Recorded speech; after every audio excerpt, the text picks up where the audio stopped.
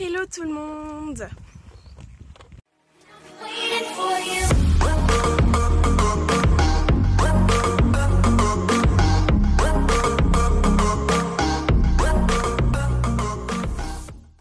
J'espère que vous allez bien.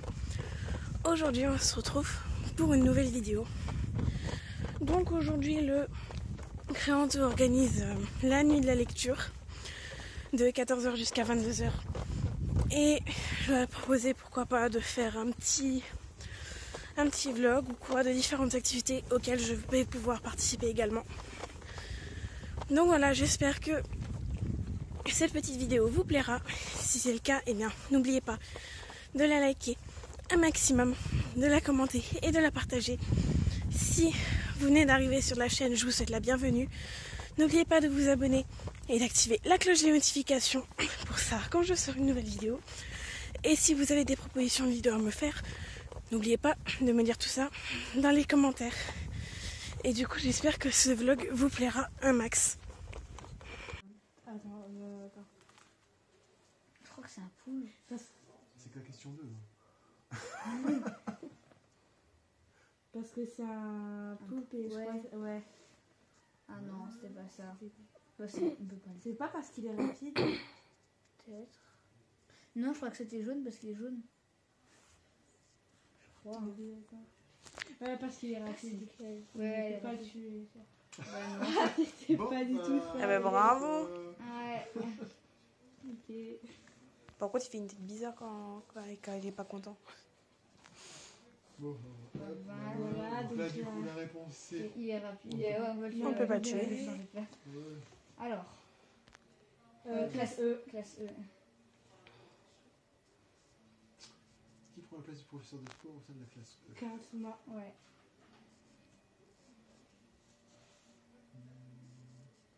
Quel est le premier à blesser Koro Sensei? Karma. Lequel de ces points faibles n'est pas un point faible? Attends, mets tes questions à l'endroit. Oui, déjà. Alors. Du coup, donc merci de pouvoir répondre à mes questions. Donc, du coup, vous êtes Vincent Anony. Et Vincent, donc, qu'est-ce que vous écrivez exactement? Alors, en fait, j'écris et je dessine. La bande dessinée, c'est une écriture, donc c'est un langage. Donc, j'écris et je dessine à la fois. D'accord. Et en fait, qu'est-ce que vous avez fait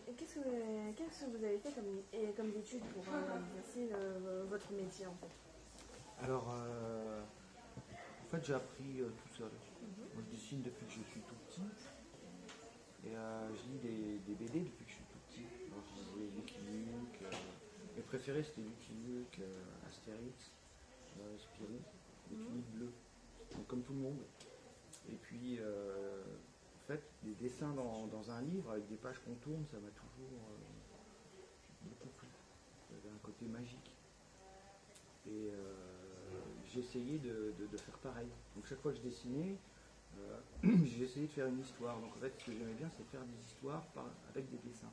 Et que ces dessins, cette histoire, soient dans un livre.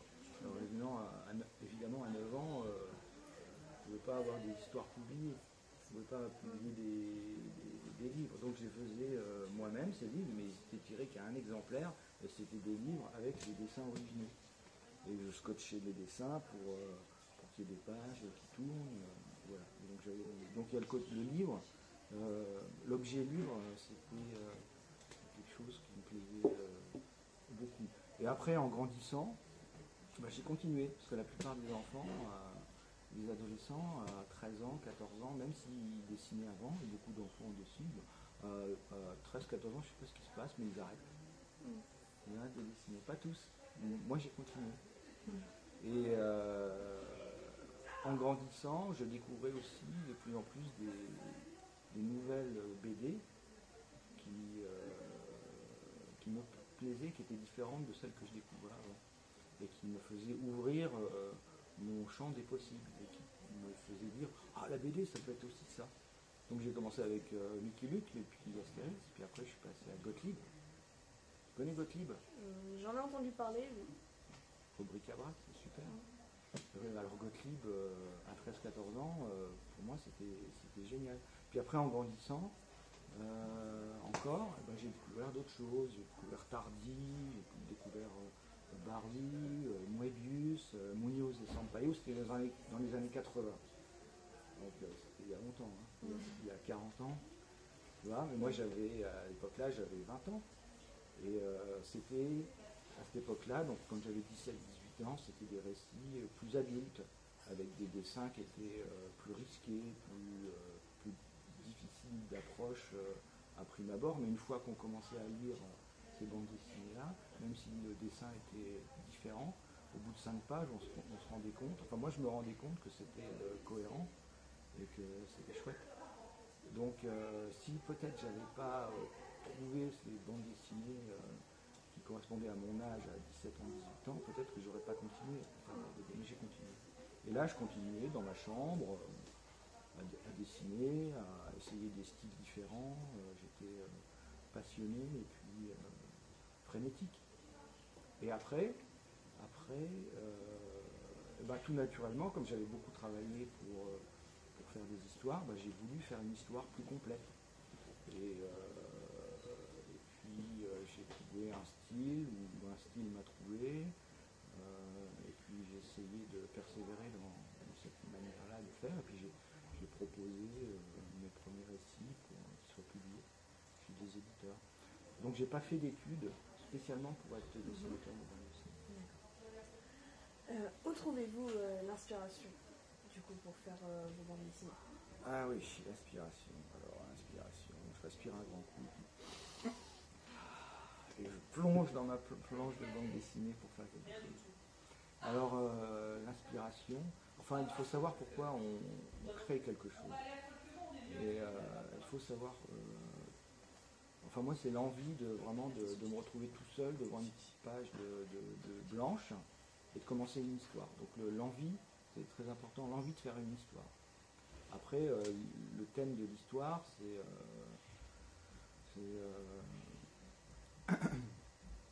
en fait, j'essaye de raconter des choses que je ne raconte pas forcément dans la journée aux gens. Donc en fait, quand je me mets à dessiner, je laisse parler la part de moi-même qui ne parle pas dans la journée. Tu vois ? Donc je raconte peut-être des choses personnelles, des choses un peu tordues, des choses poétiques, des choses, j'espère, et des choses très imaginaires. Et j'aime bien l'univers du fantastique. Donc avec un petit détail de la réalité, si on le regarde d'une certaine manière, il devient poétique, il devient monstrueux, il devient étrange. Et, parce que le sujet de tout ce qu'on raconte dans les BD, il est autour de nous. Mais il faut savoir le capter, l'attraper. Et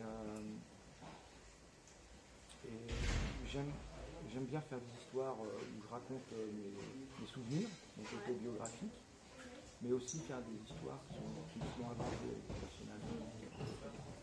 Et c'est souvent un monde fantastique, un peu sombre, mais avec de l'humour. J'aime bien mettre de l'humour, mélanger de l'humour à ce monde un peu sombre.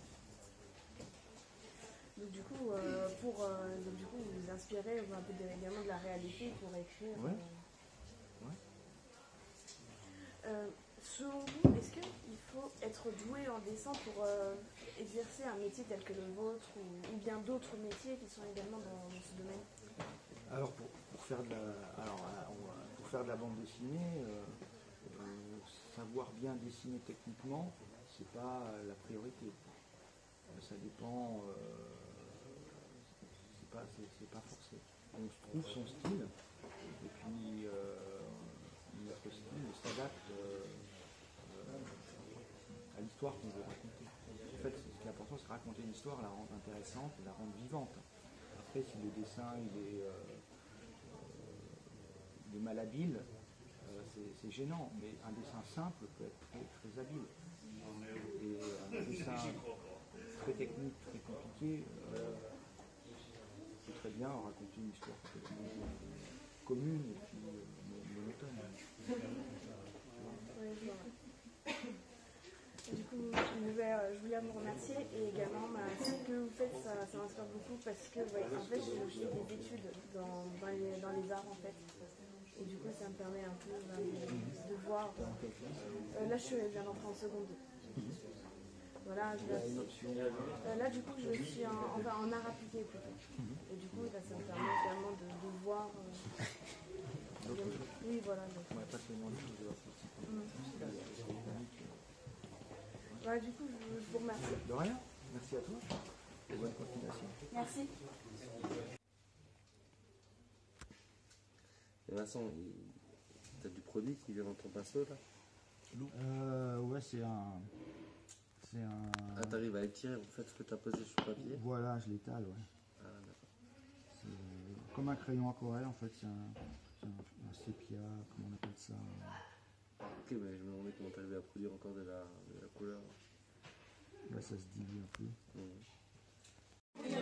Atelier bande dessinée avec Vincent. C'est moi le futur. Bon, du coup, moi j'attends une règle. Toi aussi, tu as des méga cases. Et du coup, voilà ma BD avec des mots qui ont été piochés. Argent, explosion. Alors, la photocopie. L'autre, je sais plus ce que c'était. C'était guitare. Guitare, ouais. Ensuite, c'était table. Et après, c'était libre. Voilà. Moi, c'est de la vraie merde. Et du coup, bah, voilà ma BD avec quelques couleurs. Je l'ai fait très à la conne. Et un graphique que j'ai fait là. C'était grave sympa.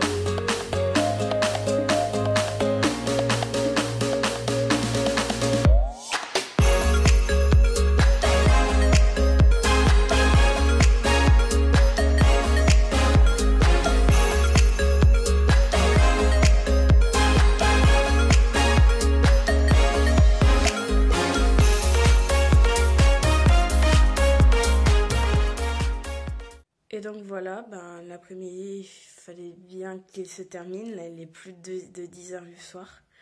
En tout cas, les activités étaient vraiment sympas. J'ai vraiment bien aimé. L'interview était très sympa aussi. Donc du coup, merci pour la petite interview. Et d'avoir pu filmer l'ensemble. Et pour les petits cadeaux, parce que j'ai eu un petit idée fixe. C'est trop sympa, merci beaucoup. Et voilà, j'ai passé vraiment une chouette après-midi. J'ai vraiment adoré l'atelier BD du soir. Donc voilà, c'était super sympa. Et merci de m'avoir accueilli pour manger avec vous du coup. Parce que sinon, j'étais peut-être un peu seule. C'est pas grave. En tout cas, merci pour tout. Et surtout, n'hésitez pas, si il y a d'autres événements que vous organisez, contactez-moi pour que je puisse faire, pourquoi pas, une petite vidéo. Ça me ferait extrêmement plaisir. Donc c'est déjà la fin de cette vidéo, j'espère qu'elle vous aura plu. Si c'est le cas, n'oubliez pas de la liker un maximum, de la commenter et de la partager. Si vous n'êtes pas encore abonné à la chaîne, qu'est-ce que vous attendez? N'oubliez pas de le faire et d'activer la cloche de notification pour savoir quand je sors une nouvelle vidéo. Et si vous avez des propositions de vidéos à me faire, n'oubliez pas de me dire tout ça dans les commentaires. Et moi, je vous dis à la prochaine. Salut!